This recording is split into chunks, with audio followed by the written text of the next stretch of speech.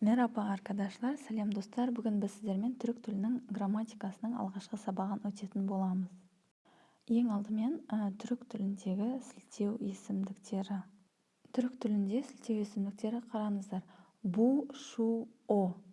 Бу деген бізге өте жақын тұрған нәрсеге айтылады, яғни бұл деген сөз. Бұл өте жақын тұрған нәрселерге. Шу бізден сәл алыстау тұрған, бізден сәл алыс жерде тұрған нәрселерге шу деп айтылады. О бізден өте алыс тұрған нәрсені көрсету үшін қолданылады. Яғни бұл маса, бұл стол. Маса деген стол деген сөз. Бұл стол. Шу маса. Осы стол. Яғни шу деген осы. О маса. Ол стол. Одан кейін тағы да кім, не деген сұрақтар бар түрікшеде. Кім деген, яғни дәл қазақ тіліндегі секілді кім, не деген жансыз заттарға қойылады не. Яғни қазақшадағы кім және не. Мысалы, өрнек деген мысалы деген сөз. Мысалы, бұл не, бұл долап, яғни бұл не, бұл шкаф. Долап деген шкаф деген сөз. Мына жақта қараңыздар, бұл недір, немесе бұл долаптыр дегенде, бұл не немесе бұл недір екеуі де бірдей мағына білдіреді. Яғни екеуі де бұл не деген сөз. Недир деп дир деген жалғаулар неге жалғанады? Өйткені түріктерде сол сөйлемді нақтылау мақсатында мынау шынымен шкаф па? Иә, ол шынымен шкаф деген мағынада осы дыр, тыр жалғаулар жалғанады. Яғни бұл жалғауларды жалғасаңыздар да болады, немесе жалғамасаңыздар да қате болып саналмайды. Бұл кім? Бұл öğretmen. Бұл кім? Бұл мұғалім. Бұл кім? Бұл öğretmen. Ары қарай жалғастырамыз достар. Енді түрікше çoğul eki, яғни көптік жалғау деген сөз.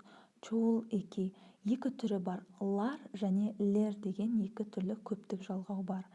Осылардың осы екі түрі ғана бүкіл сөзге көпше түрде жасағыңыз келсе, сөзді бүкіліне осы екеуі қолданылады. Қай кезде лар болады? Егер сөздегі дауысты дыбыстар жуан болса, лар жалғанады, жіңішке болса, лер жалғауы жалғанады. Мысалы, бұнлар көпек, яғни жақын жердегі тұрған итте, бұлар ит дейді. Шунлар көпек, сәл ұзақ тұрған жердегі осылар ит. Онлар көпек, өте алыс тұрған жердегі иттер, яғни олар ит. Енді сіздермен мына жерде кейбір сөздердің жекеше көпше түрлеріне қарап кетейік. Текил деген жекеше деген сөз, çoğul деген көпше деген сөз.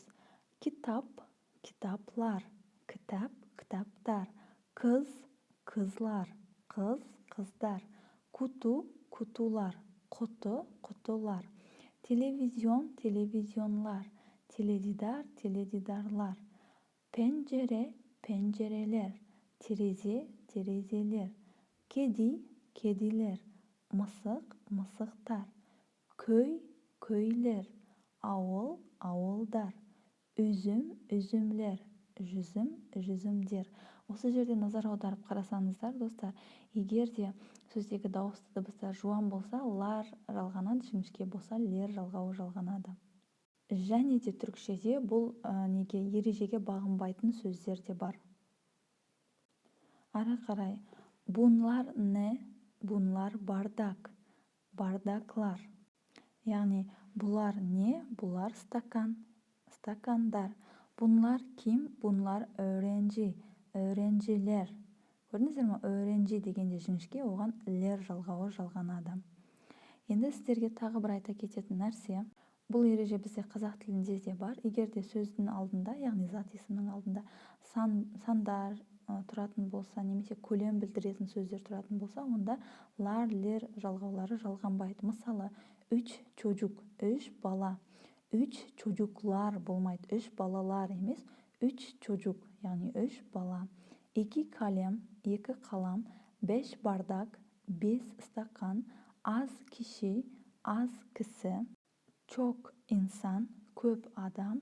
Hiç yabancı, ешқандай жатырқап тұрған жоқ. Ябанжы деген жатырқап тұрмаған кісі, немесе шет елден келген кісіні ябанжы деп айтады.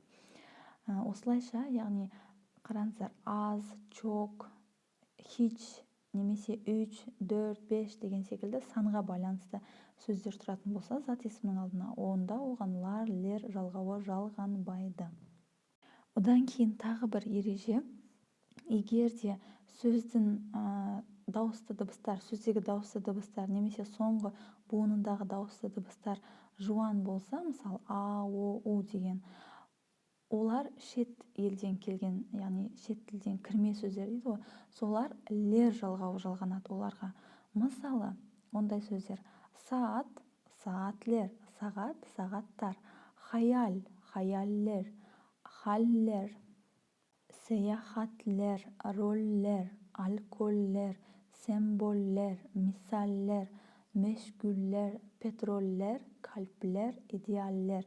Яғни бұл сөздер түрік тіліне басқа елдерден кірген сөздер. Осыларға соңына лар емес, лер жалғанады. Енді сіздермен тағы бір ережеміз сору эки, яғни сұраулы жалғау ми.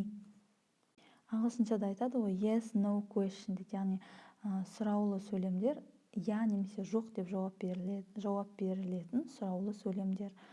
Ма, ми, му, мү. Қазақшадағы ма, ме, па, пе жалғаулары. Түрікшеде 4 түрі бар: ма, ми, му, мү. Мына жерде көріп тұрғандарыңызда, егер де сөздегі дауысты дыбыстар а, ы болса, онда оған м сұраулы жалғауы жалғанады. е, и болса ми, о, у болса му, ö, ө болса мү. Мысалы, сору жауап, сұрақ жауап. Қандай да бір сұрақ болады да, соның аяқ жағына ма, ми, му, мү осылардың біреуі жалғанады. Оған жауап ретінде evet, я деген сөз, я осындай, немесе хайыр ондай емес, değil деген емес, солай жауап қайтарылады. Мысалы, örnek деген мысалы: bu dolap mı? Evet, dolap. Bu şkaf mı? Ya, şkaf. Bu masa mı? Hayır, masa değil, koltuk. Bu masa деген стол, стол ма? Hayır деген жоқ деген сөз, жоқ, стол емес. Диван, koltuk деген диван. Bunlar köpek mi? Бұлар ит па? Evet, köpek. Ya, ит. Тағы бір нәрсе сіздерге айта кететін: бурасы нересі, яғни бұл жер қай жер деп аударылады қазақша. Бурасы нересі, бурасы ev. Бұл жер қай жер? Бұл жер үй.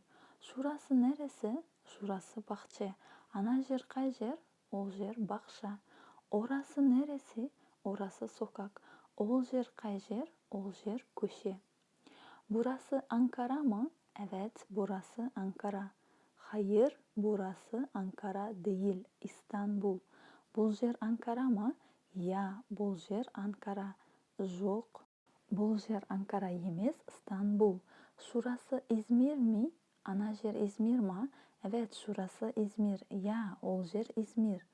Hayır, Bursa. Жоқ, яғни ол жер İzmir емес, ол жер Bursa дейді.